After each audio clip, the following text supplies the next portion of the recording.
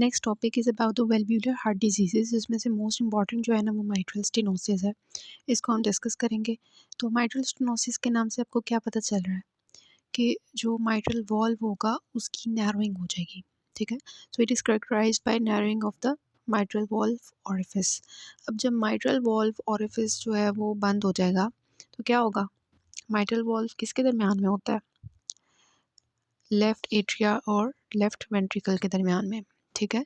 तो जब mitral valve की स्टेनोसिस होगी, सोचने वाली बात है कि जब यहाँ पे स्टेनोसिस होगी तो सारा ब्लड जो है वो लेफ़्ट एट्रिया से लेफ़्ट वेंट्रिकल में जाने की बजाय पीछे ही रह जाएगा, ठीक है, क्योंकि आगे से वॉल्व बंद है। तो उसकी वजह से क्या होगा? लेफ़्ट एट्रिया की हाइपरट्रॉफी हो जाएगी, डायलिटेशन हो जाएगी, ठीक है। और लेफ़्ट एट्रिया के पीछे क्या होता है? लंग्स होते हैं। तो वहाँ से लंग्स में जाएगा सारा ब्लड, फिर पल्मोनरी कंजेशन होगी ना। और जब वहाँ से पल्मोनरी कंजेशन होगी मतलब सारा ब्लड लंग्स में जा रहा है, एक तो लंग्स के साइंस आएंगे, फिर वहाँ से जब ब्लड बैक फ्लो करेगा तो कहाँ आएगा? राइट वेंट्रिकल में, फिर राइट एट्रिया में। तो ये सारे आएगा कि आगे से पाइप बंद हो गया तो सारा ब्लड पीछे ही रह जाएगा, ठीक है। सो ये वो केस होता है। अब कॉजेज़ क्या है? एक तो हमने पीछे पढ़ी है most common cause rheumatic heart disease. Rheumatic heart disease में हमने देखा था ना, शुरू में जो है वो माइट्रल रीगर्गिटेशन होती है और लेट जाके माइट्रल स्टेनोसिस हो जाती है। तो नंबर 1 वॉल्व जो इन्वॉल्व होता है र्यूमेटिक हार्ट डिसीज़ में वो माइट्रल वॉल्व है, और सेकंड जो कॉमन है दैट इज़ एओर्टिक वॉल्व, ठीक है।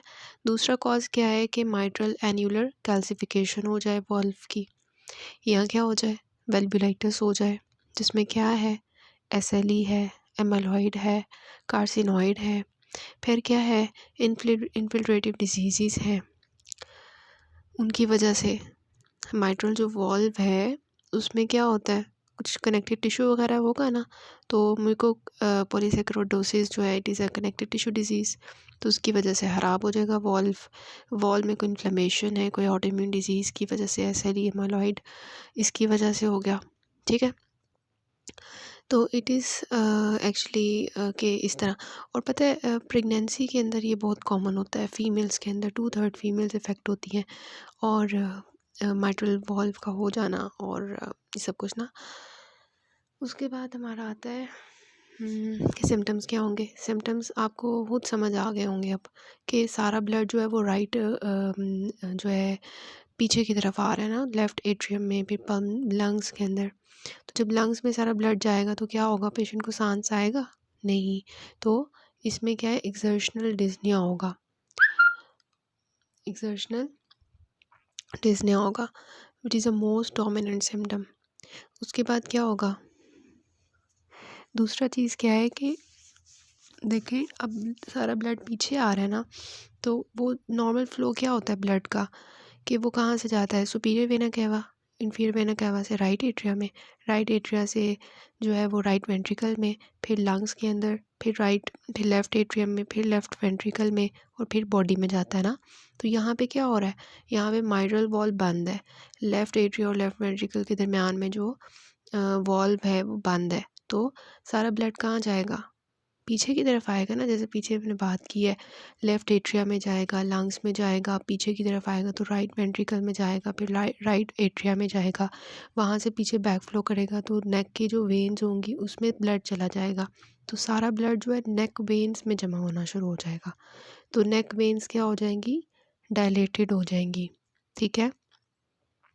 तो हमें जो है सेकंड चीज़ क्या मिलेगी? नेक वेन्स डायलेट होंगी मिलेंगी, ठीक है। उसके बाद क्या होगा?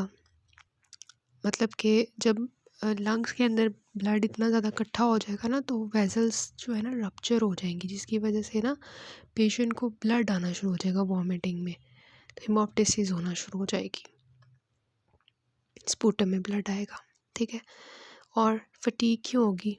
क्योंकि ब्लड बॉडी को नहीं मिल रहा, ब्लड पीछे आ रहा है, सिस्टमिक फ्लो कम है, कार्डिक आउटपुट कम है, तो बॉडी को जब ब्लड सप्लाई नहीं मिलेगा तो पेशेंट फटीग में आएगा। अच्छा, फिर लेफ़्ट एट्रिया की इनलार्जमेंट की वजह से क्या होगा? लेफ़्ट एट्रिया बड़ा हो जाएगा ना, तो पास ही ईसोफेगस पड़ा हुआ है, उसके ऊपर प्रेशर आएगा तो डिस्फेजिया होगा। इसी तरह लेफ्ट एट्रिया के पास रिकरेंट लेरेंजियल नर्व होती है, उसके ऊपर कंप्रेशन होगी तो पेशेंट को हॉर्सनेस ऑफ वॉइस होगी, जिसको हम कहते हैं ऑर्टनर सिंड्रोम। ठीक है, एट्रिया के अंदर ब्लड जमा होता जा रहा है जिसकी वजह से वहाँ पर क्या है, एट्रियल फिब्रिलेशन शुरू हो जाएगी। एट्रियल फिब्रिलेशन की वजह से ना पेशेंट को थ्रोम्बोसिस होने का खतरा होता है, सिस्टेमिक थ्रोम्बोइम्बोलिज्म होने का खतरा होता है, स्ट्रोक लिम्ब इस्कीमिया होने का होता है। ठीक है, उसके बाद वही उन्होंने बताया हुआ है कि लंग्स के अंदर जब ब्लड जमा हो जाएगा तो that will lead to pulmonary hypertension और राइट वेंट्रिकुलर हार्ट फेलियर। और राइट वेंट्रिकुलर हार्ट फेलियर के साइंस जो होते हैं ना, वो हम हार्ट फेलियर के टॉपिक में पढ़ेंगे, लेकिन वो यही होता है कि ब्लड जो है ना, वो जब राइट हार्ट फेल हो जाता है तो सारा ब्लड पीछे की तरफ फ्लो करता है, जिसकी वजह से पेशेंट को जो है वो पेरिफेरल एडीमा हो जाता है, साइटिस और हेपेटोमेगैली हो जाती है। ठीक है, और ये सारे जितने भी साइंस एंड सिम्टम्स हैं, dyspnoea, fatigue, dysphagia, laryngeal nerve की इन्वॉल्वमेंट की वजह से hoarseness, then the risk of systemic thromboembolism, haemoptysis, neck veins dilated. ठीक है, सारे सिम्टम्स जो है ना वो क्यों हो रहे हैं वो आपको पता होने चाहिए, बहुत इंपॉर्टेंट है। ठीक है,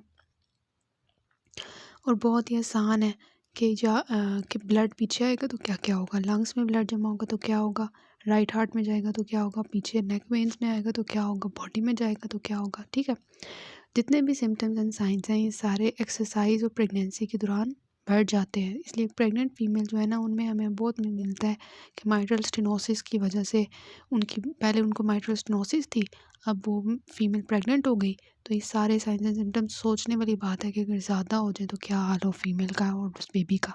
ठीक है, अच्छा फिर आते हैं इसके साइंस।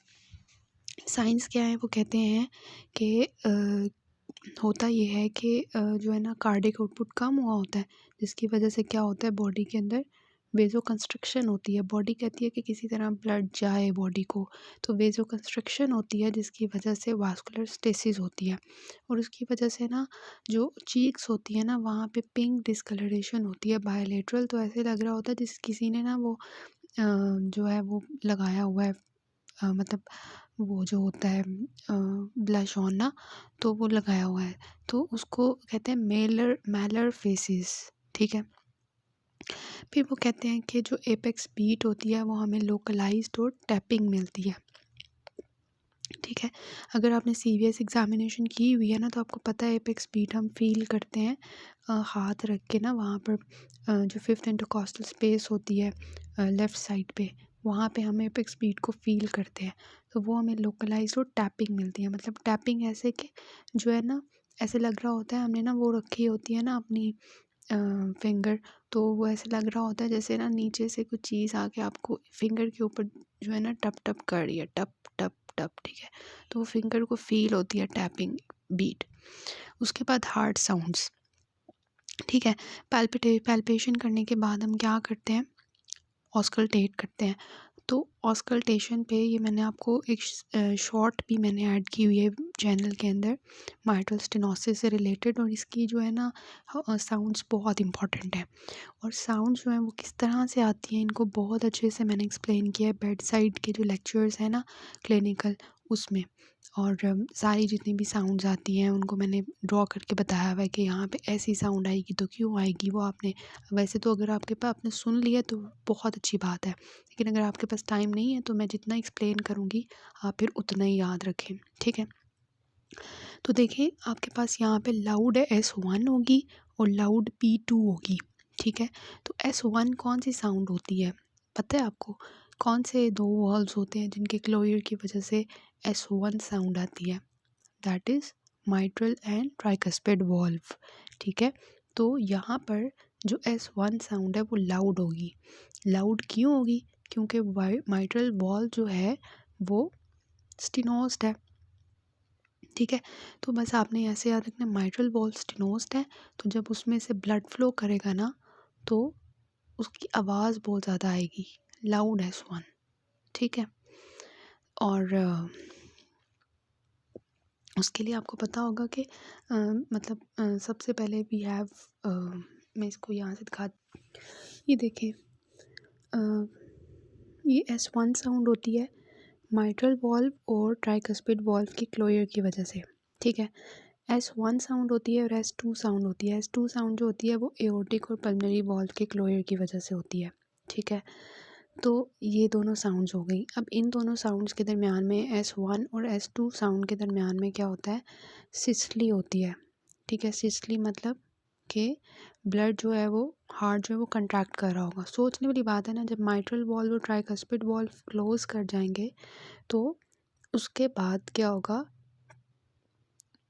ठीक है। Mitral valve tricuspid valve close कर गए, उसके बाद क्या हो रहा होगा कि जो ब्लड फ्लो हो रहा होगा वो किसके थ्रू हो रहा होगा, एओर्टिक और पल्मोनरी वॉल्व, क्योंकि वो खुले होंगे। जब वो बंद होंगे तो वो खुल जाएंगे थोड़ी देर बाद।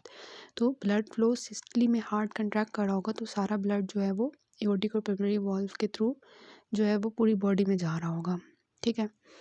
जैसे फिर जब सिस्टली गुजर जाएगा तो फिर S2 साउंड आएगी कि एओर्टिक और पल्मोनरी वॉल्व जो है वो बंद हो जाएंगे क्योंकि हार्ट सिस्टली से गुजर चुका है, हार्ट ने सारा ब्लड बॉडी को दे दिया है, ठीक है।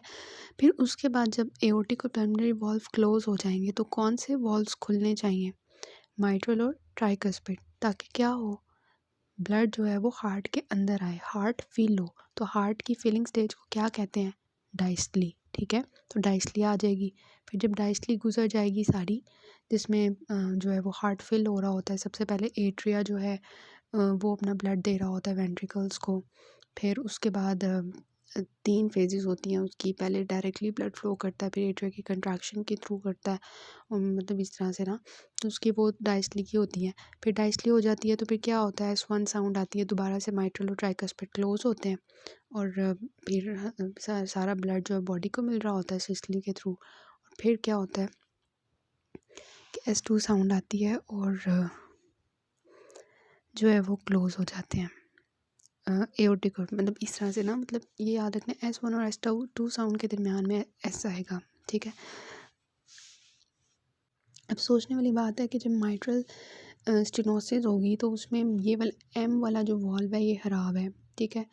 तो जब हमारी जो है S1 साउंड आएगी, ठीक है, S1 साउंड आएगी ना तो वो बहुत ज़्यादा लाउड आएगी, ठीक है।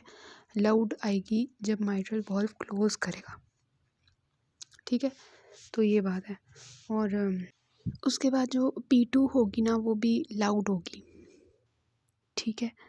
Loud S1 and loud P2, मतलब कि जो पल्मोनरी वॉल्व होगा ना वो भी जब क्लोज करेगा ना, पल्मोनरी वॉल्व जो है वो क्लोज करेगा ना तो वो भी बहुत ज़्यादा लाउड क्लोज करेगा, ठीक है। वो कब क्लोज करेगा, वो क्यों इतना लाउड क्लोज करेगा, क्योंकि लंग्स के अंदर इतना ज़्यादा ब्लड जमा हुआ है ना, सारा पीछे जमा हुआ है।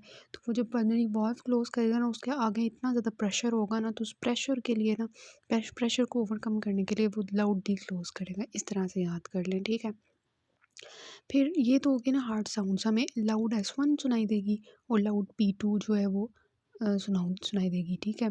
फिर इसके अलावा मर्मर, अब जो मर्मर होगा ना वो डायस्टोलिक के दौरान आएगा। डायस्टोलिक के दौरान क्या हो रहा होता है, ब्लड जो है वो राइट जो है लेफ़्ट एट्रिया से लेफ़्ट वेंट्रिकल में जा रहा होता है ना माइट्रल वॉल्व के थ्रू, और उसी तरह राइट एट्रिया से राइट वेंट्रिकल में जा रहा होता है, ठीक है, जो है ट्राइकस्पिड के थ्रू, ठीक है। तो यहाँ पे माइट्रल स्टेनोसिस है। तो डायस्टली के दौरान में जब मिड डायस्टली होगा, मिड डायस्टली मतलब कि जब ब्लड जो है वो हमारा एक्टिवली फ्लो कर रहा होगा हमारे लेफ़्ट एट्रिया से लेफ़्ट वेंट्रिकल की तरफ, तो क्योंकि माइट्रल स्टेनोसिस हुई हुई है तो मिड डायस्टली के दौरान में एक मर्मर आ रहा होगा जो कि हमें एपेक्स पे फील होगा, एपेक्स ऑफ द हार्ट पे फील होगा, विच इज़ लो पिच्ड, ठीक है, लो पिच्ड। और इसको हम किस पोजीशन में अच्छा सुन सकते हैं, हम पेशेंट को लेफ़्ट लेटरल पोजीशन पे लिटाएंगे और उसको कहेंगे कि एक्सपायर करो, ठीक है। जब वो सांस बाहर की तरफ लेगा ना तो उस दौरान क्या होगा कि जब वो सांस बाहर की तरफ ले रहा है, तो ये बात याद रखनी है, जब भी हम सांस बाहर की तरफ लेते हैं तो क्या होता है कि जो ब्लड होता है ना लेफ़्ट साइड का हार्ट का वो ज़्यादा फ्लो करता है, ठीक है। तो जितना ज़्यादा फ्लो करेगा उतनी ज़्यादा हमें आवाज़ आएगी। हमने तो आवाज़ सुननी है ना, हम चाहते हैं ज़्यादा आवाज़ आए और हम डायग्नोज कर सकें कि क्या मसला है वॉल्व का। तो हम पेशेंट को लेफ़्ट लेटरल पोजीशन पे लेटाएंगे, एपेक्स के ऊपर हम जो है वो बेल रखेंगे, एपेक्स जो होगी हार्ट की वहाँ पे हम बेल ऑफ स्टेथोस्कोप रखेंगे और फिर हम उसको कहेंगे कि सांस बाहर की तरफ निकालें, तो उस दौरान जो है वो उसकी मरमर की आवाज़ ज़्यादा सुनाई देगी। ठीक है, मरमर्स और ये जितनी भी साउंड्स हैं इनकी डिटेल में मैं इसलिए नहीं जा रही क्योंकि उससे तो पूरा घंटा ज़ाया होगा, मतलब इतना ज़्यादा टाइम लगेगा। तो अगर आपने अच्छे से कॉन्सेप्ट्स लेने हैं ना साउंड्स के, तो वो आपने अलग वीडियो में देखना है। ठीक है, यहाँ पे मैं जस्ट थोड़ा सा बताऊँगी आपको। और फिर जो है ना ये हमारा होता है कि आपने बस याद रखना है, इसमें लाउड S1 होती है, लाउड P2 होती है, और इसके अलावा जो है हम इसको मिड डायस्टोलिक मरमर होता है। ये बहुत इंपॉर्टेंट है आपका जो है ना ये आपने याद रखना है। फिर जी हमारी आती है ओपनिंग स्नैप। ठीक है, ओपनिंग स्नैप मतलब इसके नाम से आपको क्या पता चल रहा है कि जब हमारा वॉल्व खुलेगा तब भी आवाज़ आएगी। जब वो बंद हो रहा था तब भी लाउड S1 आ रही थी, अब जब वो खुलेगा तो तब भी आवाज़ आनी चाहिए ना। तो ये हमारी जो है एपेक्स में हमें अर्ली डायस्टोलिक साउंड जो है हाई पिच्ड वॉल्यूम की सुनाई देती है। ठीक है, जो कि S2 के बाद आती है। S2 मतलब कि जब हमारे जो एओर्टिक और पल्मोनरी वाल्व क्लोज हो जाएंगे तो उसके बाद कौन से वाल्व ओपन होंगे, माइट्रल और ट्राइकस्पिड। तो माइट्रल तो वाल्व खराब है, तो ऑब्वियसली S2 के बाद आएगी ना ये साउंड जब माइट्रल वाल्व ने खुलना होगा। ठीक है, तो जैसे जैसे डिजीज़ सीवियर होती जाती है, ये ओपनिंग स्नैप जो होती है ये S2 के करीब आती जाती है। ठीक है, तो ये बात आ जाती है इसमें। और इसमें आपको बताई भी हुई है कि ओपनिंग स्नैप आएगी जैसे ही हमारा जो है वो ओपन होगा। ठीक है, ये हमारा वॉल्व। फिर क्लिनिकल पर्ल क्या है कि अब हमें कैसे पता चलेगा माइट्रल स्टेनोसिस जो है वर्स हुई हुई है या जो है ना माइट्रल जो स्टेनोसिस है वो कितनी है, मतलब उसकी स्वेरिटी कितनी है। तो जितनी ओपनिंग स्नैप जो है वो S2 के करीब आएगी ना, तो उसका मतलब कि उतनी ज़्यादा स्वेयर माइट्रल स्टेनोसिस है। ठीक है, जितनी ज़्यादा ड्यूरेशन होगी मरमर की उतनी ज़्यादा स्वेरिटी होगी। जितनी ज़्यादा इंटेंसिटी होगी, इंटेंसिटी को हम स्वेरिटी के साथ लेबल नहीं करते। ठीक है, और इसके अलावा जो हमें हमें अगर पल्मोनरी एरिया का पता है ना कौन सा होता है। पल्मोनरी एरिया जो होता है ना, इधर होता है, ये जो है हमारा इधर लेफ्ट इंटरकॉस्टल स्पेस के अंदर। ये देखिए पल्मोनरी एरिया का है लेफ्ट सेकंड इंटरकॉस्टल स्पेस में होता है पल्मोनरी एरिया। एओर्टिक एरिया जो है राइट सेकंड इंटरकॉस्टल स्पेस में होता है। ट्राइकस्पिड जो है ये फोर्थ इंटरकॉस्टल स्पेस में होता है लेफ्ट स्टर्नल बॉर्डर के साथ। और माइट्रल जो होता है ये एपेक्स पे होता है फिफ्थ इंटरकॉस्टल स्पेस में ही। तो ये वाला पल्मोनरी एरिया के ऊपर जब हम अपना स्टेथ रखेंगे तो वहाँ पर हमें जो है ना अगर पल्मोनरी हाइपरटेंशन होगी तो हमें ग्राहम स्टील मरमर मिलेगा। ठीक है, इसके अलावा जो है हमें मालर फेजेस मिलती हैं। ग्राहम स्टील मरमर क्या होता है कि ये डिक्रेसेंडो डायस्टोलिक मरमर होता है जो कि लेफ्ट अपर स्टर्नल बॉर्डर जो होता है second intercostal space pulmonary area पे हमें सुनाई देता है। And this shows the pulmonary regurgitation as a consequence of pulmonary hypertension. ठीक है, और डायस्टोलिक के दरमियान में जो है ना ये हमें सुनाई देता है। इसको अर्ली डायस्टोलिक मरमर भी कहते हैं। और इसको मतलब इसका ना इतना इंपॉर्टेंट नहीं है। आपने माइट्रल स्टेनोसिस के लिए जो चीज़ें याद रखनी है वो सबसे पहले आपने याद रखनी है कि जब वो बंद होगा तो लाउड S1 आएगी, लाउड P2 आएगी, मरमर हमें मिड डायस्टोलिक मरमर मिलेगा। और इसके अलावा जब वो ओपन होगा तो ओपनिंग स्नैप आएगी। ठीक है, तो बंद होगा तो क्या आवाज़ आएगी, ओपन होगा तो क्या आवाज़ आएगी, और मरमर कौन सा आएगा। ठीक है, उसके बाद इन्वेस्टिगेशंस की मैं डिटेल में नहीं जाऊँगी, जल्दी जल्दी बताऊँगी। देखेंगे ECG हम करवाएंगे तो ECG में हमें जो है वो एट्रियल फिब्रिलेशन हो रही थी ना ड्यू टू जमा हुआ ब्लड, तो उसकी वजह से जो है ना एट्रियल फिब्रिलेशन हमें मिलेगी। और लेफ्ट एट्रियल हाइपरट्रॉफी जो है ना वो हो गई होगी, उसकी वजह से हमें जो है पी माइट्रेल मिल सकती है। पी माइट्रेल या पी बाइफिड पी वेव्स, मतलब एट्रिया इतना ज़्यादा हाइपरट्रॉफिक हो गया जिसकी वजह से पी वेव जो है ना वो हमें मतलब ज़्यादा मिल रही है। ठीक है, क्योंकि वो आती ही एट्रिया की जो है ना स्टिमुलेशन की वजह से पी वेव। चेस्ट एक्सरे पे हमें क्या मिलेगा, लेफ़्ट हार्ट जो है वो उसकी हाइपरट्रॉफी हुई होगी, और जो ब्रोंकस होगा लेफ़्ट साइड का वो भी हमें एलिवेटेड मिलेगा। और साइंस ऑफ पल्मोनरी कंजेशन हमें चेस्ट एक्सरे पे मिलेंगे। इकोकार्डियोग्राफी जो है ये इसका बहुत बेस्ट इनिशियल टेस्ट है ट्रांसथोरेसिक। इसमें जो है हमें कस्प्स मिल जाएंगे, मोबाइल हुए होंगे, नैरो मिलेंगे, लेफ्ट एट्रियम इनलार्ज मिलेगा और राइट हार्ट फेलियर के जो है ना साइंस मिल रहे होंगे इन द एडवांस डिजीज़। और इसके अलावा हम क्या करवा सकते हैं, कैथेटराइजेशन और डॉपलर। ठीक है, मैनेजमेंट क्या होनी चाहिए इसकी? मेडिकल मैनेजमेंट सबसे पहले सपोर्टिव मैनेजमेंट होगी, फिर मैनेजमेंट में क्या होगा, जो पेशेंट को एफib हो रहा है, एट्रियल फिब्रिलेशन, उसके लिए हम वारफरिन दे दें। और इसके अलावा हम डिजॉक्सिन और बीटा ब्लॉकर्स और कैल्शियम चैनल ब्लॉकर्स दे दें। इसके अलावा हम डायरेटिक्स दे दें, सोडियम रिस्ट्रिक्शन कर दें in case of pulmonary oedema and congestion.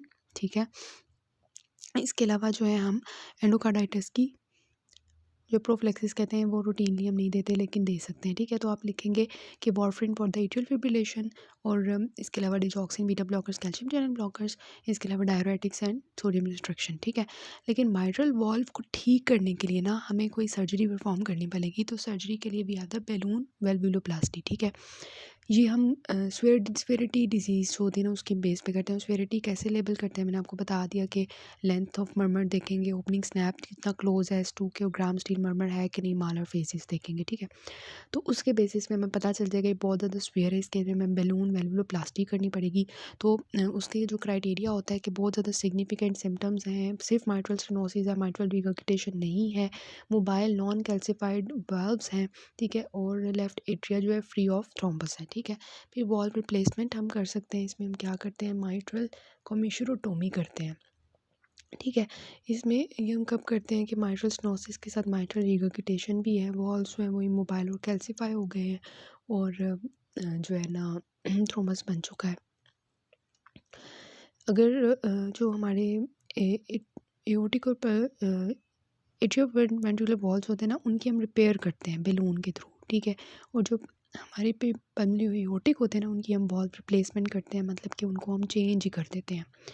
तो वॉल्व रिप्लेसमेंट कब करेंगे, जब बुरी हालत हो गई है, बहुत ज़्यादा कैल्सिफाइड और रिजिड वॉल्व हो गया ना, फिर हम करते हैं। अदरवाइज बैलून वेल्वुलोप्लास्टी हम करते हैं। इनकी फिगर्स दिखा देती हूँ। ये देखें, clinical features of mitral stenosis, ये आपने देख लेने हैं, इधर से साइंस देख लेने हैं।